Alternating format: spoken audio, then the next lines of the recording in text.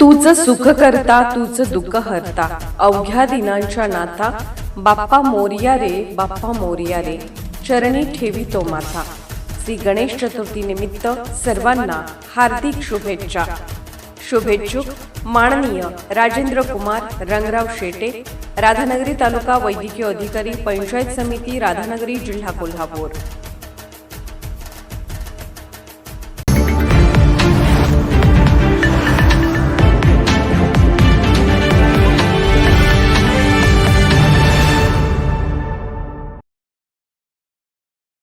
राधानगरी धरणस्थळावर कार्यकारी अभियंता कोल्हापूर पाटबंधारे विभाग उत्तर यांनी पूर सौम्यीकरण कामासंदर्भात आयोजित केलेल्या कार्यशाळेचा हेतू काय याचा खुलासा दैनिक चॅनलच्या माध्यमातून करावा, अशी मागणी राधानगरी धरण बचाव कृती समितीचे उपाध्यक्ष सुहास निंबाळकर यांनी पत्रकारांशी बोलताना दिले.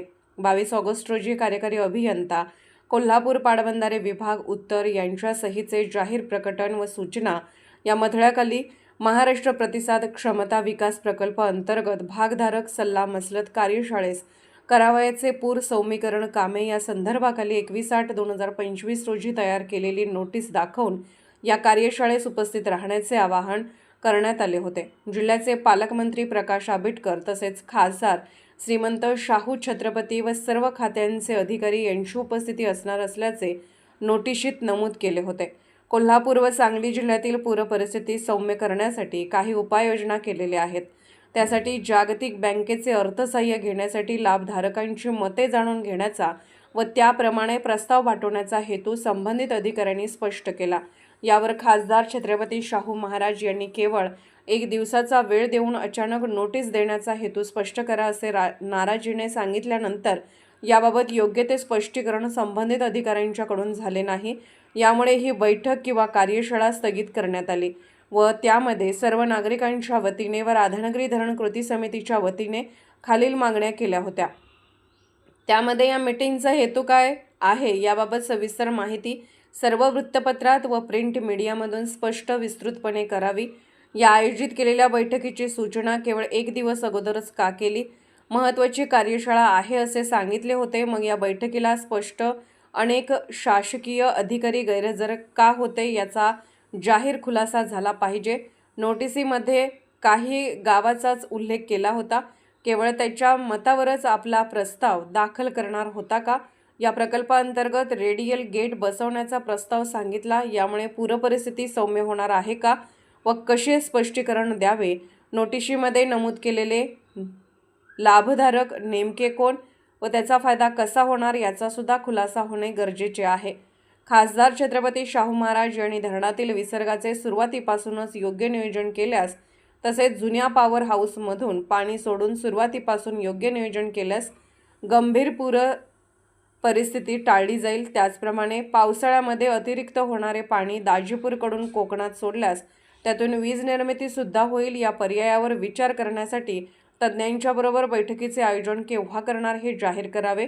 पंचगंगा नदीच्या महापुराचा फटका केवळ राधानगरीलाच नव्हे तर जिल्ह्यातील अनेक गावांना होतो. शासनाचा हेतू पूर परिस्थितीत सौम्य करण्याचा असला तरी पूरबाधित होणाऱ्या गावातील सर्व गटातटाचे नेते मंडळी व तज्ज्ञ मंडळी यांच्या विभागवार बैठकांचे आयोजन करून त्यांना सूचना किंवा तक्रारीचे निराकरण करून अंतिम अहवाल तयार करावा व त्यानंतरच हा प्रस्ताव अर्थसहाय्यासाठी पाठवावा अशी मागणीही त्यांनी केली आहे. शासनाचा राज्यातील गावे सुरक्षित होण्यासाठीचा हा निर्णय निश्चितच कौतुकास्पद आहे. आमचा अशा पद्धतीच्या उपक्रमाला जाहीर पाठिंबा आहे. परंतु अशा पद्धतीचे उपक्रम राबवताना जनमताचा कौल पारदर्शीपणे घेणे हे सुद्धा गरजेचे असल्याचे त्यांनी सांगितले. कोल्हापूरहून राधानगरी धरणस्थळावरून दर्पण न्यूजसाठी अनिल पाटील. पंचगंगा पूर सौम्यीकरण या शीर्षकाखाली एक कार्यशाळा राधानगरी धरणावर आयोजित केली होती. उद्देश जरी लिहिला असला पूर सौम्यीकरण, तर राधानगरी धरणाच्या विसर्ग व्यवस्थेतूनच हा सौम्यीकरणाचं काम होणार आहे, ज्याचा दिलासा पूर्ण जिल्ह्याला मिळणार किंवा ह्या पूर परिस्थितीची भयानकता कमी होण्यासाठी उपयोग होईल. प्रामुख्यानं ज्या गोष्टी करायला पाहिजेत, आमच्या अभ्यासानुसार यामध्ये जुनी विसर्ग व्यवस्था जी 1938 साली सर विश्वेश्वरय्यांनी आखून दिली, त्यावेळी इथली तज्ज्ञ कमिटीने इथल्या पूर्ण पर्जन्यमानाचा अभ्यास, धरण क्षेत्रामध्ये जमा होणारं 20 ते 24 टीएमसी पाणी कोणत्या पद्धतीनं कोणत्या वेळेला विसर्ग करावं आणि किती प्रमाणात विसर्ग करावं, कधी चालू करावं, या सर्वांचा सखोल अभ्यास करून 2.200 क्युसेसचे 4 टर्बाईन बसवून त्यातून 1.2 मेगावॅट वीज निर्मिती होईल असा बहुउद्देशीय प्रकल्प हा उद्दिष्टपूर्तीकडे नेला. 2011पर्यंत हा प्रकल्प जोपर्यंत धरणाच्या बॉटममधून 800 क्युसेसने विसर्ग होत होता त्यावेळी नदीपात्राच्या बाहेरील क्षेत्र बुडीत होत नव्हतं. 15 ऑगस्टनंतर कधीतरी 7 गेट पडले जायचे आणि हा जुना पॉवर हाऊस ज्या ठिकाणची मशिनरी आज जुनी झाली म्हणून तो बंद केला असं कारण सांगितलं जातं. पण या पाठीमागचं षडयंत्र वेगळं असावं. जर पूर परिस्थितीतील धरणाची पाणी पातळी नियमित करण्यासाठी हा पॉवर हाऊस योग्य पद्धतीनं काम करत असताना कागदोपत्री सिद्ध होतं. 1956 ते 1968 या 10 वर्षाच्या काळात काटेकोरपणे नियोजन केल्यानंतर फक्त विसर्ग व्यवस्था हीच हातात होती. त्यावेळीसुद्धा कोणताही धोका किंवा 7 गेटला पाणी गेलंच नाही, म्हणजे वेस्टवेअरमधून पाणी गेलं नाही. जे धरणात अतिरिक्त पाणी येतं ते याच सांडव्यामार्फत या विसर्ग व्यवस्थेतून काढता आलं. आज आपल्याकडे बेवडीसारखा एक पॉवर हाऊस आहे ज्याच्यातून 1600 क्युसेस पाण्याचा विसर्ग होतो. ह्या जुना पॉवर हाऊस चालू केला तर जूनच्या पहिल्या दिवसापासून आपण यातून साधारण 6 ते 8 टीएमसी पाणी काढू शकतो 3-4 महिन्यात. तर धरणात असं पाणी येतं किती आणि विसर्ग व्यवस्था जर आपल्याला बघायची झाली तर आता आपल्या हातात असणारी विसर्ग व्यवस्था 7 गेटकडची 10,000, BOT 1600 आणि जुना पॉवर हाऊस 800 अशी जर एकत्रित केली तर साधारण 26 आणि 8 16 1500 आणि 1000 2500 आणि 800 25 आणि 2300 क्युसेसची विसर्ग व्यवस्था नदीपात्रातनं मावू शकत नाही एवढ्या मोठ्या प्रमाणात जर पाणी सोडलं तर. यावर्षी 3000 क्युसेसनं विसर्ग केला तर साधारण 2 महिने पाणी पात्राबाहेर राहिलं. नदीकडच्या शेतकऱ्यांच्या पिकांचं मोठ्या प्रमाणात हानी झाली. याकडं पूर्णपणे दुर्लक्ष होतं आहे. नदीपात्राची कॅपॅसिटी किती आहे पाणी वाहून नेण्याची आणि पाणी कोणत्या वेळेला काढायला पाहिजे याचा काटेकोर अभ्यास केला तर जुना पॉवर हाऊसच्या जागेला जर मशिनरी नवीन बसवली तर वीज निर्मिती पण जादा होईल. आणि जे 2011 नंतर वेस्टवेअरनं 10 TMC पाणी बाहेर चालले, 8 ते 10 TMC पाणी जे पूर परिस्थितीच्या वेळेलाच टाकलं जातं बाहेर, ह्या सगळ्या गोष्टी अवॉइड होतील. नवीन वक्राकार दरवाजा एका सर्टन लेवलला तुम्ही बसवणार आहे ज्यावेळी धरण 5 TMC भरतं.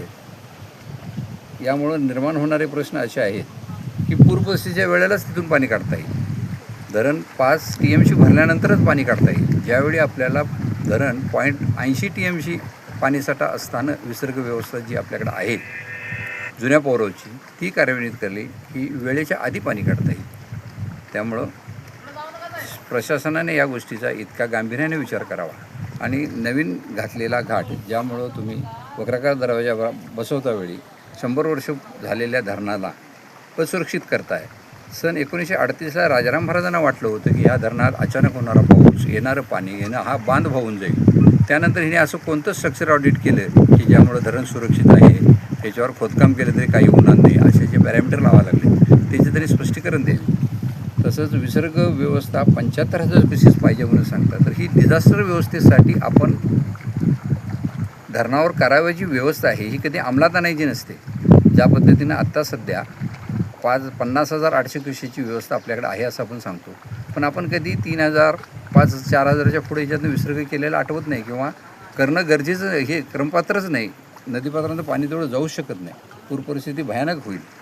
मग जी व्यवस्था फक्त कागदावरच दाखवायची आहे आपण करून ठेवले, मग ती तुम्ही सर विश्वेश्वरय्या यांनी नमूद केल्याप्रमाणे दाजीपूरच्या बाजूला कोकणात पाणी सोडण्यासाठी लेक टॅपिंग करून व्यवस्था करून ठेवावी, कारण ती कधी वापरायची नाहीच आहे. कारण गेल्या 50 वर्षात किंवा धरण पूर्ण झाल्यानंतर 75 वर्षात 50,800 जी विसर्ग व्यवस्था ही कधीच कार्यान्वित केलेली नाही आणि कार्यान्वित करू शकत नाही. ही फक्त आपल्याला आपत्कालीन परिस्थितीच्या वेळेला आम्ही एवढी व्यवस्था करून ठेवली हे दाखवायचं आहे. दाखवायचं तर तुम्ही त्या पद्धतीने बघा, दुसरे अन्य पर्याय बघा ज्यामुळं डेड वॉटर वाढेल, पूर परिस्थितीची भयानकता होईल, धरण गाळानं भरेल, अशा ज्या काही ॲडव्हर्स गोष्टी आहेत ह्या गोष्टी टाळता येतील. प्रामुख्यानं इथं जुनी पॉवर हाऊसच्या मार्गे जाणारी विसर्ग व्यवस्था ही धरणाच्या पाणी पातळी राखण्यासाठी अत्यंत गरजेचे आहे, हे अधोरेखित झालेले आहे. यावरच या डिपार्टमेंटनं प्रामुख्याने काम करावं. जे 2011ला काही घडामोडी चुकीच्या घडल्या, ज्यामुळं ते बंद केलेलं आहे. विद्युत विभाग आणि विद्युत विभागाचं महाजनको आणि पाटबंधारे यांनी एकमेकांशी सामंजस्यानं हा करार करून घेऊन हे काम कार्यान्वित करावं, एवढीच आम्ही ग्रामस्थ म्हणून अपेक्षा व्यक्त करतो. निर्भीड बेधडक बातमीसाठी दर्पण न्यूज चॅनलला लाईक करा, शेअर करा, सबस्क्राईब करा. मुख्य संपादक अभिजित रांजणे, दर्पण न्यूज.